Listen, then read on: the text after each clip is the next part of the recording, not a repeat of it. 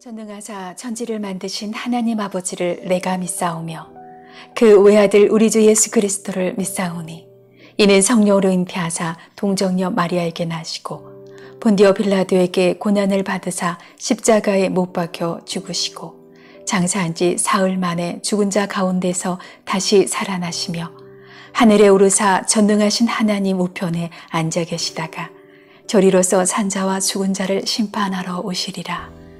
성령을 믿사오며 거룩한 공예와 성도가 서로 교통하는 것과 죄를 사하여 주시는 것과 몸이 다시 사는 것과 영원히 사는 것을 믿사옵나이다. 아멘. 하나님은 우리의 피난처가 되시며 환난 중에 우리의 힘과 도움이시 하나님은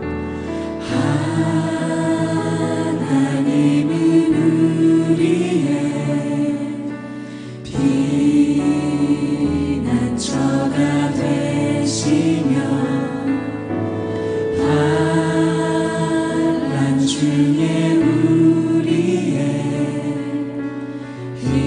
힘과 도움이시라. 하나님, 우리 온 마음으로 고백합니다. 너희는 가만히 있어 주가 하나님 되날지어다. 열방과 세계 가운데 주가 높임을 받으리. 이 희년에는 너희가 각기 자기의 소유지로 돌아갈지라. 내 이웃에게 팔든지 내 이웃의 손에서 사거든 너희 각 사람은 그의 형제를 속이지 말라. 그 희년 후에 연수를 따라서 너는 이웃에게서 살 것이요 그도 소출을 얻을 연수를 따라서 내게 팔 것인즉 연수가 많으면 너는 그것의 값을 많이 매기고 연수가 적으면 너는 그것의 값을 적게 매길지니 곧 그가 소출의 다소를 따라서 내게 팔 것이라. 너희 각 사람은 자기 이웃을 속이지 말고 내 하나님을 경외하라. 나는 너희 하나님 여호와이니라. 너희는 내 규례를 행하며 내 법도를 지켜 행하라. 그리하면 너희가 그 땅에 안전하게 거주할 것이라. 땅은 그것의 열매를 내리니 너희가 배불리 먹고 거기 안전하게 거주하리라. 만일 너희가 말하기를 우리가 만일 7째 해에 심지도 못하고 소출을 거두지도 못하면 우리가 무엇을 먹으리요 하겠으나 내가 명령하여 6째 해에 내 복을 너희에게 주어 그 소출이 3년 동안 쓰기에 족하게 하리라. 너희가 8째 해에는 파종하려니와 묵은 소출을 먹을 것이며 9째 해에 그 땅에 소출이 들어오기까지 너희는 묵은 것을 먹으리라. 토지를 영구히 팔지 말 것은 토지는 다 내 것임이니라. 너희는 거류민이요 동거하는 자로서 나와 함께 있느니라. 너의 기업의 온 땅에서 그 토지 무르기를 허락할지니 만일 내 형제가 가난하여 그의 기업 중에서 얼마를 팔았으면 그에게 가까운 기업 물을 자가 와서 그의 형제가 판 것을 물을 것이요 만일 그것을 물을 사람이 없고 자기가 부유하게 되어 물을 힘이 있으면 그 판 해를 계수하여 그 남은 값을 산자에게 주고 자기의 소유지로 돌릴 것이니라. 그러나 자기가 물을 힘이 없으면 그 판 것이 희년에 이르기까지 산자의 손에 있다가 희년에 이르러 돌아올지니 그것이 곧 그의 기업으로 돌아갈 것이니라. 복과 생명의 근원이신 하나님의 임재 안에 거하는 법 레위기 25장 희년에 대해서 계속해서 살펴보고 있습니다. 오늘은 이 희년의 가치를 오늘날 이 자본주의 사회에서 어떻게 우리에게 적용할 수 있는지 하나의 한 단편적인 예로 우리가 좀 나누어 보려고 하는데요. 희년은 궁극적으로 자유를 주는 의미를 갖고 있습니다. 희년의 근본 정신은 자유를 주는 것이죠. 그런데 자유라는 것이 그냥 네 멋대로 살아 하고 풀어주는 것이 자유가 아니라 자유를 누릴 수 있으려면은 그 사람에게서 기본적으로 땅과 몸에 대한 권리를 회복해 줄 때, 땅과 몸에 대한 권리가 회복될 때 그것을 바탕으로 자유를 누릴 수 있는 것이죠.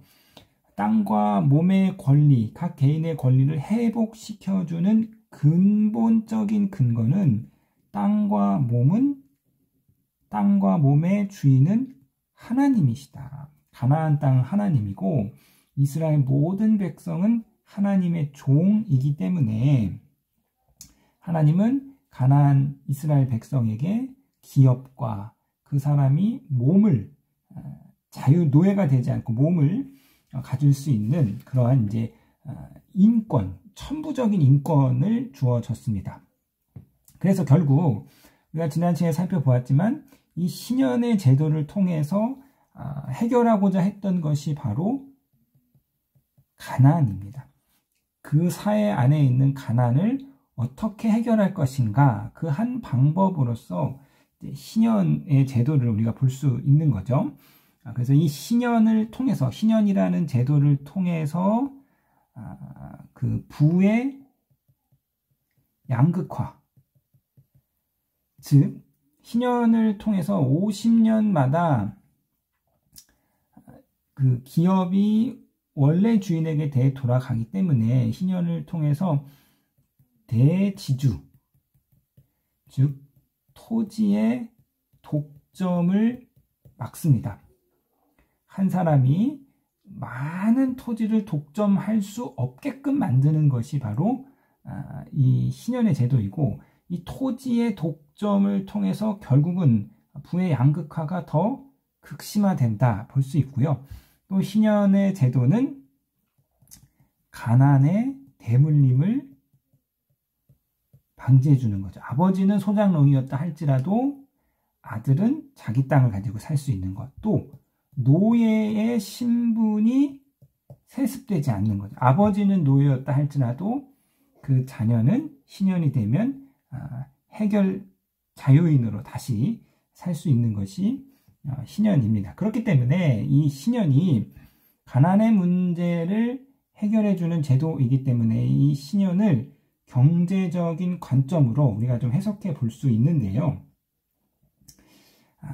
이것이 뭐 딱 답은 아니지만 하나의 좀 예를 들어 말씀드리면 1800년대에 미국의 경제학자 헨리 조지라는 분이 있습니다. 이분의 책이 진보와 빈곤이라는 책이 있는데 대단히 이제 유명한 책이라고 합니다.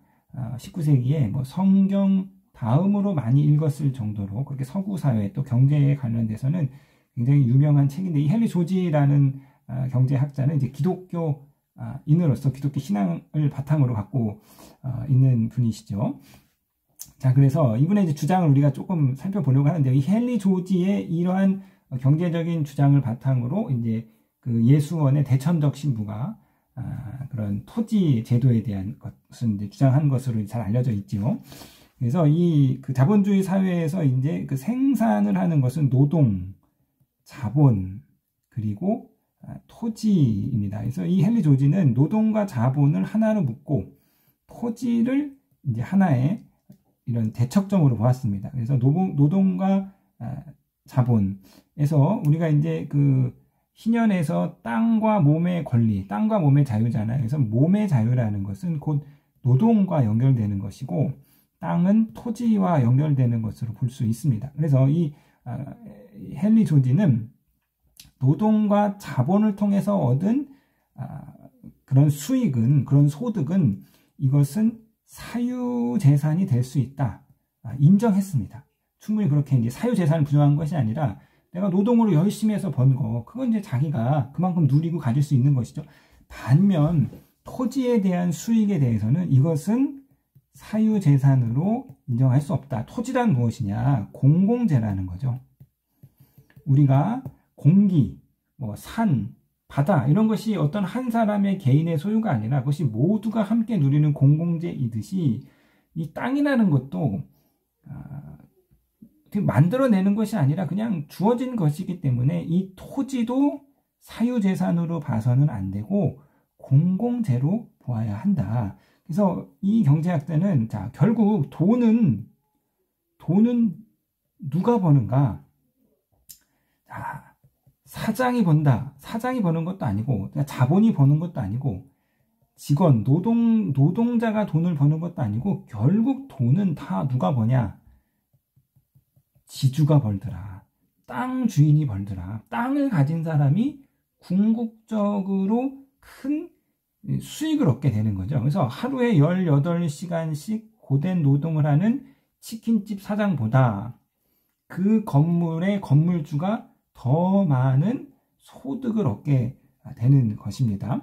자, 그래서 결국 궁극적으로 이처럼 토지가 땅을 사는 것이 가장 큰 수익이고 확실한 투자라고 한다면 많은 자본이 토지에 몰리게 되는 것이고 자연스럽게 그렇게 되면 땅값이 상승하게 되는 것이고 땅값이 상승하게 되면은 땅값에 대한 부담으로 말미암아 이제 건축도 안 되게 되는 것이고 그래서 생산이 감소가 되고 이 생산의 감소는 불황으로 이어지고 결국 불황이 오면 가장 큰 피해를 보는 것은 가난한 사람들이고 이로 인해서 부의 양극화는 더 심해진다. 그러니까 토지가 가장 많은 수익을 얻는 것이 경제적으로 결코 바람직하지 않다. 그래서 이 토지 땅값이 정점을 찍고 나면 그 다음에 불황이 온다. 이제 이런 것이 경제의 일반적인 이제 이야기인데요. 아마 우리가 지금 겪고 있는 상황이랑 비슷한 것 같습니다. 이제 코로나 이전에 작년 그 전년에 집값이 정점을 찍고 지금 한국 경제가 이제 불황의 시간들을 지금 지나고 있는데요. 그래서 토지는 사유재산이 되어서는 안 되고 공공재가 되어야 된다. 그렇다면 지금 오늘날 이미 이 땅이 다 개인의 사유지가 되고 오늘날 또 농경사회가 아닌 이 자본주의 사회에서 토지를 어떻게 공공재화로 만들 것인가. 국가가 막 토지를 다 몰수해서 균등하게 나눠줄 수는 없다. 오늘날 또 토지를 모든 국민 수에 맞춰서 균등하게 나눠지면 토지의 그 분배되는 양이 너무 영세해지기 때문에 그 효율적으로 사용할 수도 없고 또 농경사회도 아니기 때문에 자, 그래서 이 경제학자는 이런 말을 했습니다. 자, 이 노동과 자본에 부과되는 세금, 소득세를 없애고 대신 세금은 토지세만 부과하자.